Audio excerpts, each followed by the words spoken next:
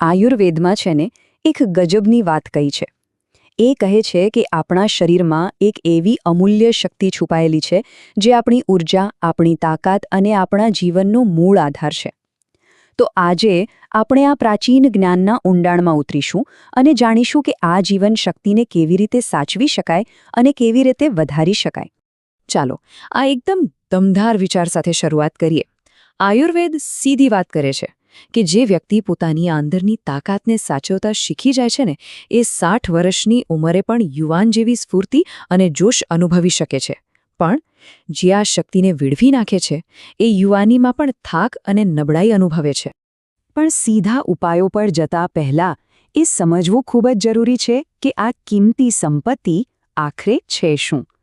ના, આ કોઈ સામાન્ય શારીરિક તત્વ નથી. આ તો આપણા સંપૂર્ણ સ્વાસ્થ્યનો પાયો છે. આયુર્વેદ આને શુક્ર ધાતુ કહે છે. હવે આ શબ્દને જરા ધ્યાનથી સમજીએ. આ ફક્ત પ્રજનન શક્તિની વાત નથી. ના, આ એના કરતાં ઘણું વધારે છે. આ આપણી રોગપ્રતિકારક શક્તિ છે, આપણી રોજિંદી ઊર્જા છે, આપણો સ્ટેમિના છે. એમ કહીએ તો ચાલે કે આપણા જીવનનો જ મૂળભૂત સાર છે. તો હવે સવાલ એ થાય કે આપણું શરીર આટલા મહત્વપૂર્ણ તત્વનું નિર્માણ કરે છે કેવી રીતે? વેલ, આયુર્વેદમાં તેની એક અદ્ભુત પ્રક્રિયા બતાવવામાં આવી છે જે 7 અલગ અલગ તબક્કાઓમાંથી પસાર થાય છે. જુઓ, જ્યારે આપણે ખોરાક ખાઈએ છીએ ને ત્યારે એમાંથી સૌથી પહેલાં રસધાતુ બને છે. પછી એકદમ શુદ્ધિકરણની પ્રક્રિયા શરૂ થાય છે.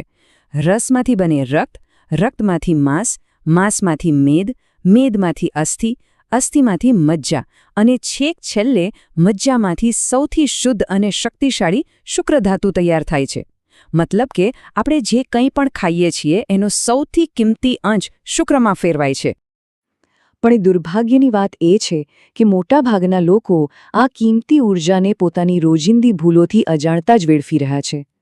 આ ભૂલોને ઓળખવી ખૂબ જ જરૂરી છે કારણ કે તો જ આપણે આગળ જે ઉપાયોની વાત કરીશું એની પૂરી અસર જોવા મળશે. આ 5 કારણો છે જે આપણી જીવનશક્તિના મૂળમાં ઘા કરે છે.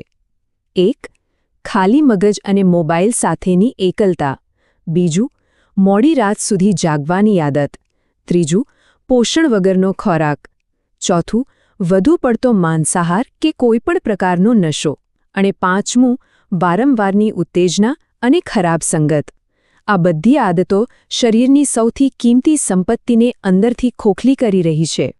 પણ સારી વાત એ છે કે આયુર્વેદમાં આ ગુમાવેલી શક્તિ પાછી મેળવવા માટેના એકદમ શક્તિશાળી ઉપાયો પણ છે. તો ચાલો હવે એવા 10 ચમત્કારિક આહાર વિશે જાણીએ જે આપણી જીવનશક્તિને ફરીથી સ્થાપિત કરી શકે છે અને એક નવી ઊંચાઈ પર લઈ જઈ શકે છે. સૌથી પહેલું છે અશ્વગંધા. આયુર્વેદમાં તો એને બલ ઔષધિ એટલે કે શક્તિની દવા જ કહી છે. એ શુક્રધાતુને પોષણ આપે છે અને નાડીઓને મજબૂત કરે છે. અને ખબર છે, આધુનિક વિજ્ઞાન પણ આ વાતને માને છે. અભ્યાસોમાં જોવા મળ્યું છે કે એના સતત સેવનથી ટેસ્ટોસ્ટેરોન અને સ્પર્મ કાઉન્ટમાં 16થી 20% સુધારો થઈ શકે છે. બીજું છે શતાવરી. આયુર્વેદમાં એને સ્તંભક કહે છે. મતલબ વીર્યને રોકનાર અને સાચવીને વધારનાર. એ શરીરમાં ઠંડક પેદા કરીને શુક્રધાતુના નુકસાનને અટકાવે છે. આધુનિક વિજ્ઞાન કહે છે કે એમાં રહેલા સેપોનિન નામના એન્ટીઓક્સિડન્ટ સ્પર્મની ગુણવત્તા અને ગતિશીલતા બંને સુધારે છે. ત્રીજું છે મખાણા, જે ખરેખર એક સુપરફૂડ છે. આયુર્વેદમાં એને શુક્રલ કહેવાય છે, એટલે કે વીર્યની માત્રા વધારનાર. આ નાડીઓને પણ તાકાત આપે છે. અને વિજ્ઞાન પણ એનું સમર્થન કરે છે. એમાં રહેલા ઝિંક અને મેગ્નેશિયમ જેવા ખનિજો સ્પર્મની ક્વોલિટી સુધારવામાં ખૂબ મદદ કરે છે. ચોથું છે અંજીર. આયુર્વેદ મુજબ અંજીર ફક્ત લોહી જ નહીં પણ વીર્યની પણ શુદ્ધિ કરે છે. એ તેને પોષણ આપીને વધુ શક્તિશાળી બનાવે છે. આધુનિક સંશોધનો તો ત્યાં સુધી કહે છે કે તેમાં રહેલા પોલિફિનોલ્સ સ્પર્મને ડીએનએ લેવલ પર થતા નુકસાનથી બચાવે છે, જે એક સ્વસ્થ સંતાન માટે અત્યંત જરૂરી છે. 5. કિશમિશ. આ એક મીઠો અને શક્તિશાળી ટોનિક છે. આયુર્વેદ એને બલ અને શુક્રવર્ધક કહે છે, જેનો અર્થ છે કે તે શારીરિક શક્તિ અને વીર્ય બંનેમાં વધારો કરે છે.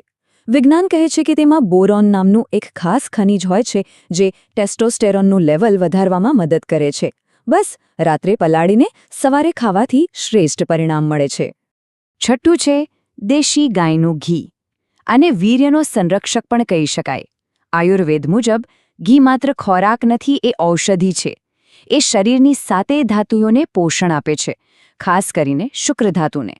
તે વીર્યની ગરમીને શાંત કરીને તેને ઘટ્ટ બનાવે છે. તેમાં રહેલા ઓમેગા-3 અને વિટામિન્સ હોર્મોનલ બેલેન્સ માટે તો અદ્ભુત છે. 7મું છે મધ. આયુર્વેદમાં મધને યોગવાહી કહેવામાં આવે છે. યોગવાહી એટલે શું? એટલે કે એક વાહક.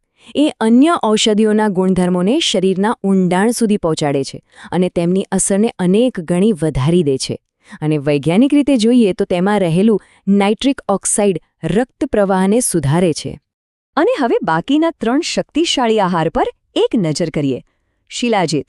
એના પર 2010માં એક અભ્યાસ થયો હતો, જેમાં સ્પર્મ કાઉન્ટમાં લગભગ 23% વધારો જોવા મળ્યો.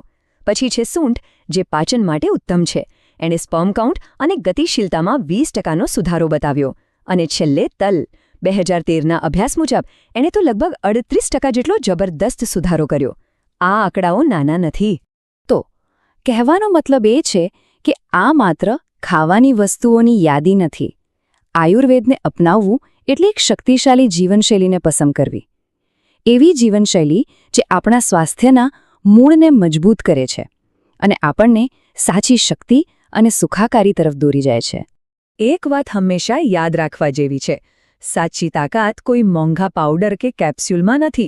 અસલી તાકાત તો આપણા ઘરમાં, આપણા રસોડામાં અને આપણી થાળીમાં જ રહેલી છે. યોગ્ય આહાર અને સાચી દિનચર્યા, આ જ સૌથી મોટું બ્રહ્માસ્ત્ર છે. તો હવે સવાલ ફક્ત એક જ છે.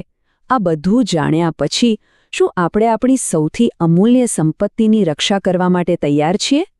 નિર્ણય લેવાનો સમય હવે છે અને પગલું ભરવાનો સમય પણ અત્યારનો જ છે.